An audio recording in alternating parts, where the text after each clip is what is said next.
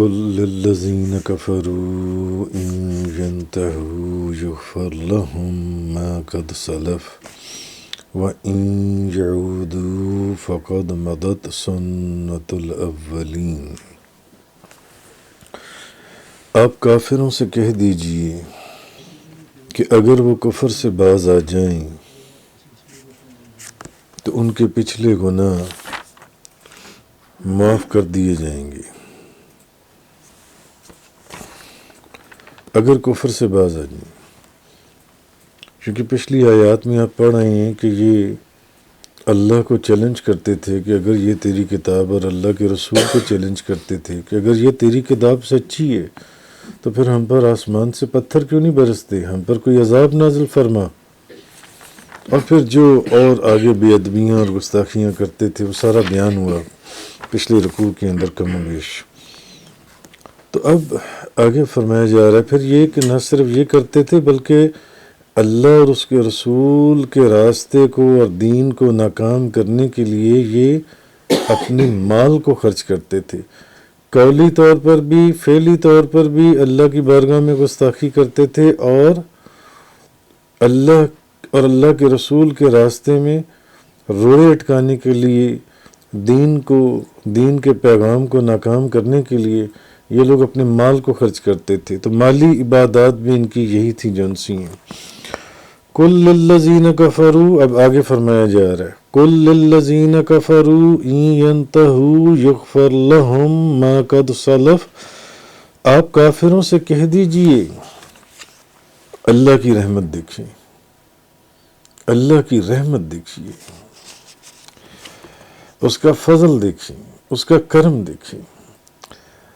محبوب آپ کافروں سے کہہ دیجئے کہ اگر وہ کفر سے باز آ جائیں تو ان کے پچھلے گناہ بخش دیے جائیں گے، جیسے بھی گناہ ہیں ان کے گناہ بخش دیے جائیں گے۔ کافروں کو کہا جا رہا ہے، یہاں خطاب کافروں سے ہے، مومنوں سے نہیں۔ ان کے پچھلے گناہ معاف کر دیے جائیں گے۔ وَإِن يَعُودُوا فَقَدْ مَضَتْ سُنَّتُ الْأَوَّلِينَ، اور اگر انہوں نے پھر وہی کام کیے تو پھر پہلوں کی سنت گزر چکی ہے، وہ آپ پیچھے پڑھ رہے ہیں سارا جن سے، اس کا بیان ہو چکا۔ تو اس معاملے میں تو اصل میں کہا یہ جا رہا ہے کہ محبوب آپ ان کافروں سے کہیں کہ یہ اللہ اور اس کے رسول کے ساتھ جس مقابلے بازی اور جس جنگ کا آغاز کی ہوئی ہیں یہ باز آ جائیں، ابھی بھی وقت ہے، یہ ایمان لے آئیں۔ ابھی بھی گو کہ انہوں نے بہت ہی گندے اور غلیظ کام کیے ہیں کہ یہ معافی کے قابل نہیں ہیں، مگر محبوب آپ ان کو کہیں ابھی بھی وقت ہے، ایمان لے آئیں۔ اگر یہ ایمان لے آئے، میرے محبوب کے دامن کو، ان کی غلامی کے دامن کو انہوں نے تھام لیا تو اللہ ان کے پچھلے گناہ بخش دے گا، اللہ ان کے پچھلے گناہ بخش دے گا۔ اور اگر انہوں نے پھر آپ کے خلاف جنگ کی جیسے یہ کر رہی ہیں اور مسلمانوں پر حملہ کیا، تو اللہ تعالیٰ نے جس طرح جنگ بدر میں مسلمانوں کی مدد کی تھی اور مشرکین کو شکست اور ذلت اور رسوائی سے دوچار کیا تھا، وہ پھر ایسا ہی کرے گا، پھر ایسا ہی ہوگا۔ ابھی وقت ہے، ابھی بھی وقت ہے، ایمان لے آئیں۔ تو اسی طرح پچھلی امتوں کے کافروں نے جب اللہ کے رسولوں کی تکذیب کی اور سرکشی کی اور نافرمانی کی اور گستاخی کی اور ان رسولوں کی نصیحت کو نہیں قبول کیا، ان رسولوں کی نصیحت کو ماننے کے لیے تیار نہیں تھے، تو اللہ تعالیٰ نے ان کو عبرتناک عذاب سے دوچار کر دیا، ان پر اللہ کا عذاب نازل ہو گیا۔ بہرحال یہ اللہ کا ایسا لطف و کرم کہ اللہ تعالیٰ کافر کے بھی پچھلے گناہ بخشنے کے لیے تیار ہے، کافر کے بھی پچھلے گناہ بخشنے کے لیے تیار ہے۔ اور اللہ کا مخلوق کے اوپر یہ بہت بڑا لطف، فضل اور کرم ہے اللہ تعالیٰ کا. تو کیوں؟ کیونکہ اس میں بے شمار حکمتیں بھی ہیں. گو کہ اللہ ہر چیز پر قادر ہے، ہر چیز کا مالک ہے. اگر کافروں کے پچھلے گناہوں کے اوپر بھی ان کی گرفت ہوتی اور ان کے توبہ کرنے کے باوجود بھی ان کے پچھلے گناہوں کی تلافی نہ ہوتی، ان کو ان کا جواب دہ ہونا ہوتا، تو پھر تو ان کی مغفرت ہو ہی نہیں سکتی تھی، بھلے وہ ایمان لے بھی آتے. سمجھا میری بات؟ اگر کافروں کے پچھلے گناہوں کو نہ بخشا جاتا، اس پر بھی گرفت ہو، تو پھر ان کے ایمان لانے کا کیا فائدہ تھا؟ پھر وہ ایمان لے بھی آتے تو تب بھی ان کو گرفت تھی نا. تو اللہ تعالیٰ نے ان پر قبول توبہ کو آسان کر دیا، آسان کر دیا. جو عمل تم نے کیے ہیں نا، اور وہ آپ پڑھ رہے ہیں کہ کیسے کیسے گندے اور غلیظ عمل تھے ان کے، معاف کر دیے جائیں گے. ایمان لیو، ابھی وقت ہے، ایمان لیو. اسلام کے اندر داخل ہو جاؤ تو تمہارے پچھلے گناہ معاف کر دیے جائیں گے، بخش دیے جائیں گے. تو یہ سارا کچھ اس لیے ہوا کہ دین اسلام میں داخل ہونا ان کے لیے آسان ہو جائے. آپ مجھے بتائیں، اگر کافروں کو یہ معلوم ہوتا کہ ان کے پچھلے گناہوں پر لازماً گرفت ہوگی، عذاب ہوگا، تو کیا وہ توبہ کرتے یا وہ اسلام لاتے؟ نہیں. بھائی وہ کہتے کہ جب اسلام لا کر، ایمان لا کر بھی جانا جہنم میں ہی ہے، ان جو گناہ کیے ہوئے ان کی گرفت، تو پھر ایسے ہی ٹھیک ہے جس طرح چل رہے ہیں. یہ اللہ کا اپنی مخلوق پر بڑا رحم اور بڑا کرم ہے. تو مفسرین نے اس کی تفسیر میں ایک حدیث بیان کی جس کو علماء بزرگان دین کسی اور کانٹیکسٹ میں بھی بیان کرتے ہیں، جس کو پہلے کئی دفعہ سننا ہی ہے. ایک دوسرے کانٹیکسٹ میں بھی اس حدیث کو بیان کیا جاتا ہے، بالکل وہ بھی کمال ایک اس کا ہے. حضرت ابو سعید خدری رضی اللہ تعالیٰ عنہ، بخاری شریف، مسلم شریف، سنن ابن ماجہ شریف کی حدیث ہے. حضرت ابو سعید خدری بیان کرتے ہیں کہ نبی کریم صلی اللہ علیہ وسلم نے فرمایا، تم سے پہلی امتوں میں، اچھا میں آپ سے یہ بات پہلے بھی کئی دفعہ عرض کر چکا ہوں کہ نبی کریم صلی اللہ علیہ وسلم کی عادت مبارکہ تھی کہ اکثر صحابہ کرام کے اندر بیٹھ کر اولیاء اللہ کا ذکر کیا کرتے تھے. اور اس ضمن میں پہلے آپ کو کئی احادیث سنا چکا ہوں. تو نبی کریم صلی اللہ علیہ وسلم نے بیان کرتے ہیں، آپ نے فرمایا کہ تم سے پہلی امتوں میں تمہیں بتاتا ہوں ایک شخص تھا جس نے کتنے قتل کیے تھے؟ 99. 100 تو بعد میں کیا تھا. جس نے 99 قتل کیے تھے. اچھا اب جب 99 ایک بندہ گناہ کرتا ہے تو گناہ کر کے آفٹر آل بھلے وہ بدماش ہی ہو، گناہ گار ہی ہو، یہ جو ضمیر ہے نا، ضمیر یہ انسان کا صحیح گواہی دے رہا ہوتا ہے کہ تو صحیح راستے پر جا رہا ہے یا غلط راستے پر جا رہا ہے. بھلے وہ روز شراب پیے، روز زنا کرے، روز چوری کرے، ضمیر اس کو بتا رہا ہوتا ہے کہ تم صحیح کر رہے ہو یا تم غلط کر رہے ہو، تم صحیح راستے سے اتر گئے ہو یا ابھی بھی صحیح راستے پر ہو. تو ایک شخص نے، نبی پاک صلی اللہ علیہ وسلم نے فرمایا 99 قتل کیے. اب اس نے پوچھا، اس نے ایک ضمیر اس نے پوچھا کہ یار کوئی بہت بڑا عالم ہے، کوئی مولوی، کوئی عالم؟ کسی نے کہا ایک راہب. یہ عیسائیوں میں جو بزرگ ہوتے تھے، پریسٹ، پوپ وغیرہ جو انسی ہیں، تو وہ فلاں جگہ ہے، اس کے پاس جاؤ، اس سے یہ بات پوچھو، وہ تمہارا یہ مسئلہ حل کر سکتا ہے. مفتی ہے، اس سے پوچھے، وہ بتائے گا کہ 99 قتل کر کے بخشش ہوگی یا نہیں ہوگی. اچھا وہ اب چلا گیا اس راہب کے پاس، اس مولوی کے پاس.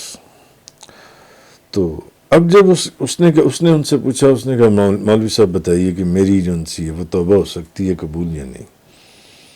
انہوں نے کہا نہیں، سوال ہی نہیں پیدا، تیری توبہ قبول 99 قتل تو نے کیے، ایک بھی نہیں، 2 بھی نہیں، 10 بھی نہیں، 99 تیری قتل. اس نے کیا کیا؟ اس نے کہا کہ اس کو بھی قتل کر دیا جائے تاکہ میری سینچری پوری ہو جائے، 100 میرا پورا ہو جائے. اس نے اس مولوی صاحب کو بھی قتل کر دیا. چلو بھائی میرا سینکڑا تو پورا ہوا، تم اب آگے چلو.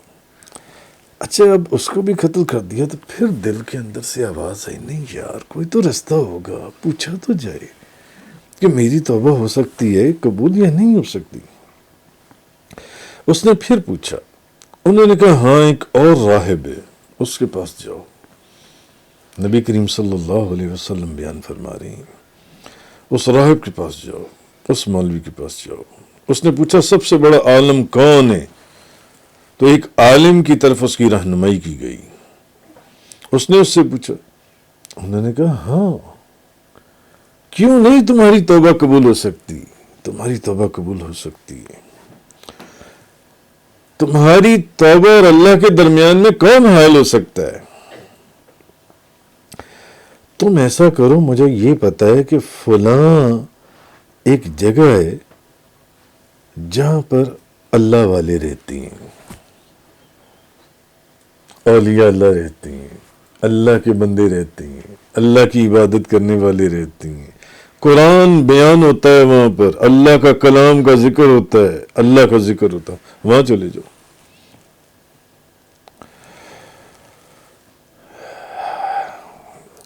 جب تم وہاں چلے جاؤ نا تو پھر اپنے علاقے کی طرف لوٹ کر نہ جانا. ان مولوی صاحب نے ان کو مشورہ دیا. یہ بخاری، مسلم اور سنن ابن ماجہ کی حدیث کے الفاظ ہیں کا متن ہے. وہاں سے کہیں اور نہ جانا. اب وہ وہاں سے چل پڑا. نبی پاک صلی اللہ علیہ وسلم فرماتے ہیں ابھی آدھے راستے پر پہنچا تھا کہ اس کو موت نے آ لیا. آخری وقت آ گیا، موت کا وقت آ گیا. اب رحمت کے فرشتے بھی آ گئے اور عذاب کے فرشتے بھی آ گئے. اب ان کے اندر ایک آرگومنٹ شروع ہو گئی.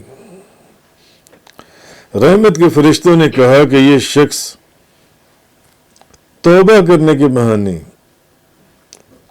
اپنے دل سے اللہ کی طرف متوجہ ہوا تھا، یعنی ان اللہ کے بندوں کی طرف جا رہا تھا کہ وہ مجھے توبہ قبول کروائیں گے، مجھے اللہ کا راستہ بتائیں گے، مجھے اللہ کا ذکر اور کلام سنائیں گے تو میری بخشش ہو جائے گی. عذاب کے فرشتوں نے کہا کہ نہیں، ابھی تک اس نے کوئی نیک عمل نہیں کیا، ساری زندگی اس نے بہت خراب عمل کی. نبی کریم صلی اللہ علیہ وسلم فرماتے ہیں اب ایک فرشتہ آدمی کی صورت میں آیا اور انہوں نے اس کو اپنے درمیان حکم منصف بنا لیا کہ بھئی تم فیصلہ کرو. ان فرشتوں نے، رحمت کے فرشتوں نے بھی اور عذاب کے فرشتوں نے بھی، تم فیصلہ کرو جن سے. اس نے کہا بڑا آسان طریقہ، تم ایسا کرو کہ دونوں طرف کی زمین کو ناپ لو جہاں سے یہ چلا تھا. اگر تو یہ جس زمین کے وہ قریب ہوا، یعنی اگر جہاں سے چلا ہے اس کے قریب ہے، ابھی آدھا سفر طے نہیں کیا، تو پھر تم لے جاؤ. اور اگر آگے آدھے سے زیادہ یعنی ان کے قریب ہو گیا تو پھر جنت والے لے جائیں جن سے. تو انہوں نے پیمائش کی تو وہ اس زمین کے زیادہ قریب تھا جس کے، یعنی آدھے سے وہ سفر تھوڑا سا زیادہ کر چکا تھا. تو وہ زیادہ کن کے قریب تھا؟ جہاں سے وہ چلا تھا توبہ کی نیت کر کے. کل ذکر ہوا تھا کہ اصل چیز نیت ہے. نیت کیا چیز ہے؟ تو اب جب وہ اس آدھے سے کچھ آگے جا چکا تھا تو تب اس کو رحمت کے فرشتوں نے لے لیا، دوزخ کے فرشتے پیچھے ہٹ گئے. مگر امام مسلم اس کو ایک دوسری سند کے ساتھ روایت کرتی ہیں. وہ کہتی ہیں کہ ادھر تو یہ معاملہ ہوا، نبی کریم صلی اللہ علیہ وسلم فرماتے ہیں کہ ادھر اب یہ اللہ کے ولیوں کی طرف جانے کی برکت تھی یا اللہ کی طرف رجوع کرنے کی رحمت اور اس کا فضل تھا کہ ادھر اللہ نے زمین کو حکم دیا کہ زمین سکڑ جائے، دور ہو جائے، اور وہ اس طرف کو زیادہ ہو گیا جس طرف وہ اللہ کے بندے تھے، جس طرف وہ اللہ کے بندے تھے ادھر کو قریب ہو جاؤ. تو کہنے کی مقصد کی بات یہ کہ اصل جو اس آیت کا کانٹیکسٹ ہے وہ تو یہ ہے کہ کل الذین کفروا ان ینتہوا یغفر لہم ما قد سلف. آپ کافروں سے کہہ دیجئے کہ اگر وہ کفر سے باز آ جائیں تو ان کے پچھلے گناہ معاف کر دیے جائیں گے. 100 بندے کا قاتل ابھی بھی اللہ اس کو بخشنے کے لیے تیار ہے، ابھی بھی اللہ اس کو بخشنے کے لیے تیار ہے. اصل چیز جو اس آیت جس کانٹیکسٹ کے تحت یہ بات بیان ہو رہی ہے، لیکن جو ایک دوسری اسی آیت اور اس کی تفسیر سے ایک نقطہ نکلتا ہے وہ یہ کہ اللہ نے اپنے بندوں کے وجود میں ایسی برکت رکھی ہے کہ مشکات شریف کی حدیث، جو حدیث میں پہلے بھی آپ لوگوں کے سامنے کئی دفعہ بیان کر چکا ہوں، کہ جو فرشتے جس جگہ پر اللہ کا ذکر ہو رہا ہوتا ہے، اللہ کا کلام، اللہ کا ذکر، اللہ کے کلام سے بڑھ کر اللہ کا ذکر اور کیا ہے، اس سے بڑا اللہ کا ذکر اور کیا ہے جو اللہ کی زبان کا کلام ہے، قرآن. فرشتے ذکر کرنے والوں کی محفلوں کو تلاش کرتے ہیں جہاں اللہ کا ذکر ہو رہا ہوتا ہے، اور پھر وہ دوسری ٹولیوں کو بلا رہے ہوتے ہیں اس مجلس کی طرف، اور پھر جب اللہ سے ان کی وہ گفتگو ہوتی ہے تو میں اس کا کرکس بتا رہا ہوں، حدیث تو لمبی ہے، تو وہ اللہ فرماتا ہے کہ گواہ ہو جاؤ میں نے ان سب کو بخش دیا. تو وہ فرشتے کہتے ہیں یا اللہ ان میں ایک شخص ایسا بھی تھا جو تیرا کلام سننے کے لیے نہیں آیا تھا، جو تیرا ذکر کرنے کے لیے نہیں آیا تھا. جو لوگ وہاں پر اللہ کے بندے عبادت کی نیت سے روز اکٹھے ہوتے ہیں وہ اس عبادت میں شامل ہونے کے لیے نہیں آیا تھا، وہ تو اپنے کسی کام کی غرض سے آیا تھا یا اس کو بلایا گیا تھا کسی کام کے تحت، تو وہ بھی آ کر بیچ میں بیٹھ گیا. اللہ پاک فرماتا ہے، مشکات شریف کی حدیث ہے، فرماتا ہے فرشتوں گواہ رہنا، میرے بندوں کے پاس بیٹھنے والا وہ کبھی بدبخت نہیں ہو سکتا، میں نے اس کو بھی بخش دیا، میں نے اس کو بھی بخش دیا. تو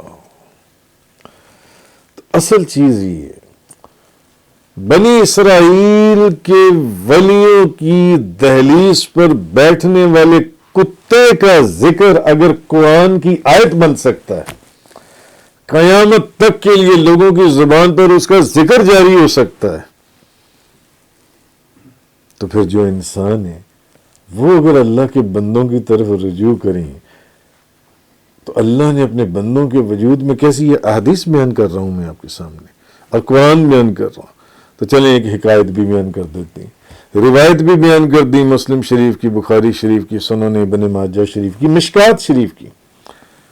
تو حکایت بھی بیان کر دیتے ہیں. حضرت موسیٰ علیہ السلام کی طرف نزہۃ المجالس شریف کے اندر ہے کہ وحی کی گئی، میرا ایک دوست فوت ہو گیا ہے، اس کے کفن کا انتظام کرو، اس کے جنازے کا انتظام کرو. فلاں بستی میں موسیٰ علیہ السلام وہاں پہنچے، لوگوں نے کہا کہ ہاں فوت تو ہے مگر یہ تو بڑا بدماش تھا. یہ اللہ کے دوستوں میں سے کہاں سے، یہ تو ساری زندگی بدماشی اور فاسق اور فاجر قسم کا آدمی تھا. موسیٰ علیہ السلام کیونکہ اللہ سے ہم کلام ہوتے تھے، انہوں نے کہا یا اللہ اس کی تو کوئی گواہی نہیں ہے کہ یہ تیرے دوستوں میں سے یہ ولی اللہ تھا. اللہ پاک نے فرمایا موسیٰ لوگ جو کہتی ہیں صحیح کہتی ہیں، مگر اس کی ایک ادا تھی، اور اس کی وہ ادا مجھے اتنی پسند تھی کہ صرف اس ادا کی وجہ سے میں نے اس شخص کو بخش دیا. اور وہ ادا یہ تھی کہ یہ ہر روز رات کے وقت آسمان کی طرف منہ کر کے مجھ سے مخاطب ہوتا تھا اور مجھے کہتا تھا اے میرے اللہ، اے میرے رب، میں بہت گناہگار ہوں، میں بہت بدماش ہوں، بہت فاسق ہوں، فاجر ہوں، مگر یا اللہ تو گواہ رہنا، جو تیرے دوست ہیں، جو تیرے بندے ہیں، جو تیرے ولی ہیں، مجھے ان سے محبت ہے. فقط اس کی اس ادا، میرے دوستوں سے اس کی محبت، میں نے اس کو بخش دیا اور وقت کے نبی کو حکم دیا کہ جاؤ اور اس کے کفن اور دفن کا انتظام کرو.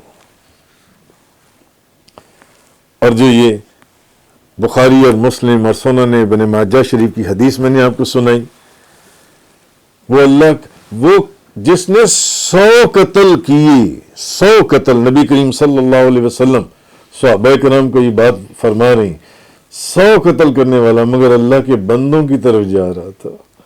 اللہ کے بندوں کی مجلس جہاں سجتی ہے، وہ وہاں جا رہا تھا کہ وہاں جاؤں گا، وہاں بیٹھوں گا، وہاں اللہ کا ذکر، تو میری بخشش ہو جائے گی. اس وقت کے راہب اور سب سے بڑے عالم نے کہا حدیث میں، سب سے بڑے عالم نے، جو سب سے بڑا عالم تھا تو اس کو تو اس نے قتل کر دیا، پھر جو اس کے بعد تھا، جو 100واں تھا، اس کے پاس گیا. اب ان کے پاس جانا یعنی اس کا مطلب ہے کہ اللہ کے ولیوں کے وجود کے اندر، اللہ کے ولیوں کے وجود کے اندر اللہ نے ایسی برکت رکھی ہے. تو جو لوگ ساری زندگی وہ تو رات کو اللہ کی طرف کہتا ہے یا اللہ مجھے تیرے بندوں سے بڑی محبت ہے، تو اللہ نے اس کو بخشش والوں میں کر دیا، بخش دیا، مغفرت کر دی. وہ بندہ 100 بندوں کا قاتل تھا، کوئی چھوٹا بڑا گناہ تھا؟ جس نے ایک بندے کو قتل کیا اس نے ساری انسانیت کو قتل کر دیا. نبی کریم صلی اللہ علیہ وسلم کی حدیث پڑھی، 100 بندوں کا قاتل تھا. اللہ پاک نے کیا کیا؟ صرف اللہ کے بندوں، ابھی اللہ کے بندوں تک پہنچا بھی نہیں ہے.